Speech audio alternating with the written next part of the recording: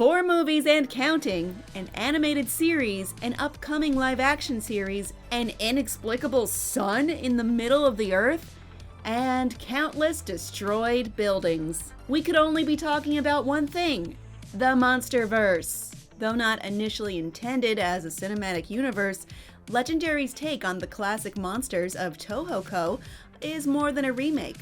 It's a different world of its own, with the helpful/evil Monarch organization focused on the not-so-secret giant monster phenomena worldwide. The newest series, Monarch: Legacy of Monsters, takes us across 3 generations of a family tied to the secret and ominous Monarch organization. But before we tackle that, there are even more levels to the overarching Monsterverse story woven through history for us to unravel. How does it all tie together? What does Monarch really want? And is this all a setup to get Godzilla and Kong together as much as possible? Let's get into it. Legendary's mysterious Monsterverse and its story so far.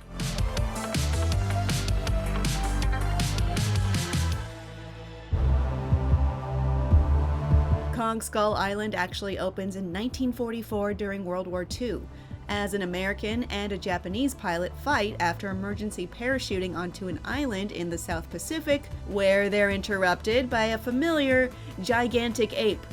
Neither man can do anything about it, seeing as they're stranded on Skull Island, but this is the first canonical appearance of Kong, resident of Skull Island, though Kong and all the other monsters likely have a very long precedence on Earth.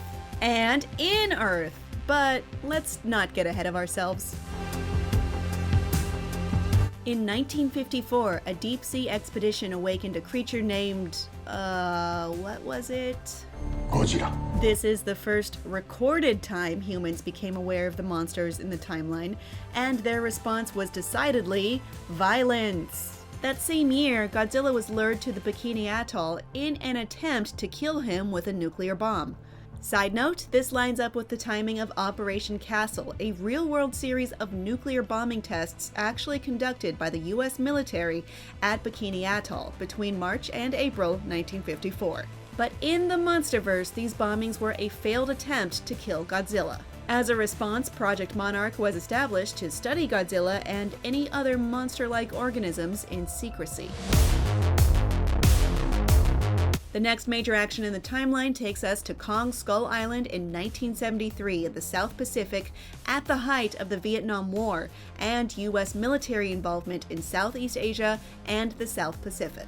A group of Monarch researchers and soldiers take an expedition to the not at all ominous Skull Island to search for alleged primeval creatures. After some ill-advised explosive charges, the group is obviously attacked by who else but Kong and split into 2 groups on the island. Unsurprisingly, the researchers want to learn, and the soldiers want to kill, and these counter-operating missions cause trouble all along the way. The group containing Loki and Captain Marvel, Ace, Tracker James Conrad, and photojournalist Mason Weaver find the island's indigenous people and the aged American World War II pilot from before. Apparently, he eventually made friends with the Japanese pilot he crash-landed with, but he was killed by a predatory skull-crawler monster. Conrad and Weaver learn that Kong is the last of his kind and the only thing protecting them and the other island inhabitants from the deadly skull crawlers. The squad mobilizes to stop Lieutenant Colonel Packard, from achieving his goal of killing Kong. Packard nearly achieves his goal, but Kong crushes him and the biggest skullcrawler as the surviving humans come to see Kong in a new light. Maybe Kong is more like us than we thought, and maybe not all monsters are evil killing machines, is what Monarch researcher Bill Randa, who previously hated all monsters, must have thought at this point, that is, until he was eaten by a skullcrawler. Both Conrad and Weaver are recruited by Monarch and get clued in on the existence of Godzilla, Mothra, Rodan, and King Ghidorah. It seems Monarch has done some good work in locating some of the mysterious monsters. Our next chronological move is to the sequel series to Kong Skull Island, Netflix's Skull Island. This anime-influenced series focuses on a group of cryptid ocean explorers who get attacked by a kraken titan and find themselves shipwrecked on You guessed it, Skull Island. The plot revolves around two teenage boys, Mike and Charlie, who go exploring with their dads, who are actually on the hunt for Skull Island or any creatures that we know as Titans. They run into Annie, a feral teenager who's survived there for years, her monster dog, and her mother Irene, who is a menace. They suffer hardships, betrayals, and showdowns with both humankind and monsters.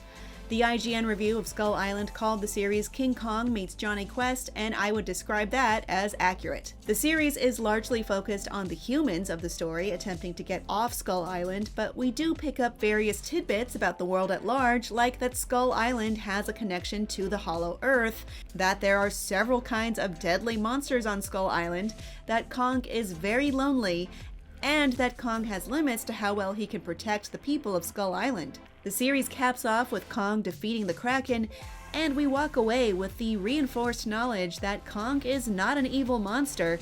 He definitely has a heart. While most of Godzilla, the film, takes place in the time it was made, 2014, it actually kicks off in 1999.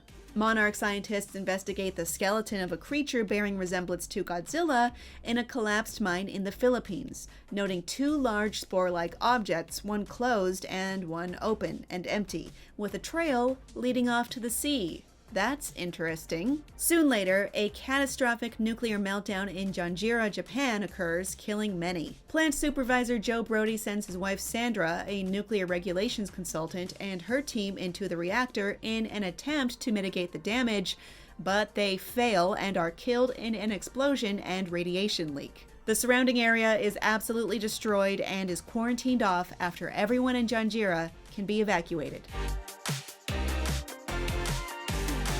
Naval Officer Ford Brody, son of Sandra and Joe Brody, enters the old nuclear quarantine zone in Janjira, Japan at the behest of his father. There they discover the area is not actually radioactive and is instead home to a testing facility where the Monarch scientists from the Philippines in 1999 are studying monster-related phenomena. We also learn the catastrophic event in Japan was triggered by the emergence of massive unidentified terrestrial organisms, aka Mutos, which is what they call the monsters at this point. We learn the Mutos have some kind of communication going on between them and feed off of nuclear energy, which explains why bombing the hell out of Godzilla in 1954 didn't work. A Muto they saw earlier, Godzilla, and another newly emerged creature cause havoc in Honolulu and Las Vegas, and Monarch devises a plan to lure out and kill all three monsters safely in the ocean. This, of course, fails, with the Mutos finding the bait early, so actually it all goes down in the extremely populated city of San Francisco, which then faces the danger of an armed nuclear weapon and destructive Mutos. Whoops! The strike team gets the nuclear weapon to sea, Godzilla defeats the other Mutos, and returns to the sea while humans wonder whether the so-called monster is actually a good guy hero. It really makes you think. A little.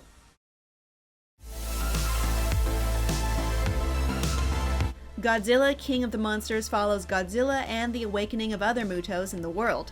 Except we're not saying Muto anymore, now they're called Titans. And they're being released by eco-terrorists who would argue they actually have to free all the giant monsters to heal the Earth. After both King Ghidorah and Rodan get released, Monarch lures them together where they fight. Rodan loses, and then Godzilla shows up and bites off one of Ghidorah's three heads, which doesn't bother him much because he grows it back and then awakens all the Titans worldwide under his leadership.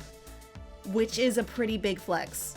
Monarch researchers reveal King Ghidorah is a prehistoric alien with designs to terraform the planet. Meanwhile, Mothra, who is seemingly unaffected by Ghidorah, helps point the way to Godzilla, who was badly hurt in the fight and won't be able to help push back Ghidorah again. Remembering that Titans feed on nuclear energy, Monarch launches a warhead at Godzilla to charge him up somehow so he can defend Earth. Following a beacon, all the Titans descend on Boston for a showdown and to destroy Fenway Park. Monarch and Mothra team up on Godzilla's side, with Mothra sacrificing herself to boost Godzilla to the win, capping off with the other Titans bowing to Godzilla in victory. We learn in the post-credits the Titans are helping to heal the planet from humankind's pollution and destruction. Another Mothra egg has been found. Some Titans are flocking to Skull Island, where Kong currently is, and ancient depictions of Godzilla and Kong fighting are shown, which could mean something, but I don't quite know. Oh yeah! Godzilla vs. Kong follows up both Kong and Godzilla. Years after the events of Godzilla King of the Monsters, Kong is under surveillance on the now sealed off Skull Island and is visited by his friend Gia, the last surviving indigenous person of Skull Island, who has been adopted by a Kong expert, Eileen Andrews. So, we can deduce that in the past few decades, all the other people who lived on Skull Island died after all, which is dark. A big part of this movie is conspiracy theorists and a hollow earth theory, which is just a great and timely event for when this was released. The theory states that the center of the Earth is in fact hollow, and that's where all the Titans come from. The theory also says the center of the Earth is an energy source, and you know that always gets evil corporate characters' motors a-running. Eventually, Eileen is convinced to let Kong lead a Hollow Earth expedition team to a center of the Earth entry point in Antarctica so that they can dig down, but on the boat ride over, Godzilla appears and attacks them. I know that sentence doesn't sound like it makes sense. You can hit the replay button if you like. They eventually get Kong to the entry point and head down. Meanwhile, mega corporation Apex has built a Mecha Godzilla in Hong Kong that's neurologically controlled through King Ghidorah's severed head from the end of the last movie, and Apex wants to harness the energy from the center of the Earth to power up the Mecha Godzilla. Again, yeah, I know how this sentence sounds, but that's what happened. The expedition team makes it to the center of the Earth, where they discover a lush environment and a light source that appears to be a sun. In the center of the Earth, there's a yellow dwarf class star just hanging out in the center of the Earth. This isn't ever addressed, and I'm still thinking about it. They could have just taken one line to say, oh, that's not a sun, that's something else, but no. The humans find evidence of a long-gone monarchical Kong society that warred with Godzilla's kind, and also find a massive glowing axe made out of the dorsal plates of a Godzilla creature. This shows the Titans, or at least Godzilla and Kong species, have inhabited Earth for much, much longer than anyone knew, but it's still currently unknown just how far back their histories go. Back to the current action, they find the energy source in the temple and there's a fight over it. Then Godzilla, who was drawn to Mechagodzilla in Hong Kong, makes a hole from there to the center of the Earth with his breath, and everyone who didn't die in the center of the Earth goes to Hong Kong, and then Godzilla defeats Kong in a fight. Again, hang on with me here. Mechagodzilla becomes possessed with King Ghidorah's consciousness by means of the severed head neural link, and as you'll recall, Ghidorah's a jerk. Mechagodzilla Ghidorah overwhelms regular Godzilla as the humans revive Kong, and Gia convinces him to team up with Godzilla to fight it. They team up with the Mega Axe and destroy their enemy, and Kong returns to live in the center of the Earth, where Monarch establishes an observation post. And that's the end of the timeline as we currently know it, though the addition of Monarch, Legacy of Monsters, could change it all. While part of the timeline of this show is set at some point after Godzilla's 2014 battle in San Francisco, it will explore Monarch's history across 3 family generations, meaning it will likely be inserted all over the current timeline, an exciting prospect for figuring out the pieces of the puzzle, a confusing prospect for making a follow-up video to this one. The show will follow the Randa family, which includes a repeat performance of John Goodman as longtime Monarch researcher Bill Randa from Kong Skull Island. The show will feature him in a younger life stage played by Anders Holm, and Anna Sawai will be playing a younger family member, Kate Randa. A key part to this Monarch puzzle seems to be Army Officer Lee Shaw, played in the modern timeline by Kurt Russell and played in the past era by Wyatt Russell. It's still unclear where the show will go, but it seems highly likely some light will finally be shed on the mysterious Monarch organization and how humankind has reacted and continues to react to the emergence of monsters. Following the planned January 2024 conclusion of Monarch: Legacy of Monsters, there will be a new movie out in April, Godzilla x Kong: The New Empire. A few returning characters from Godzilla vs. Kong will reappear, including Brian Tyree Henry as conspiracy theorist Bernie Hayes, and Kaylee Hoddle as Gia, the last survivor of Skull Island's indigenous people. They'll be joining new lead characters played by Dan Stevens and Rebecca Hall as Godzilla and Kong face off with a new threat hiding within the planet. According to the official synopsis, this undiscovered threat will challenge the existence of humans and monsters as it digs into the histories of the Titans, Skull Island, and how humankind is woven into it. To me, this means aliens, but I could be wrong. What do you think are the real secrets of the Monsterverse, and will we get definitive answers about the ancient Kong and Godzilla civilizations? We'll find out after Monarch: Legacy of Monsters premieres November 17th on Apple TV+, and Godzilla x Kong: The New Empire drops April 12th, 2024.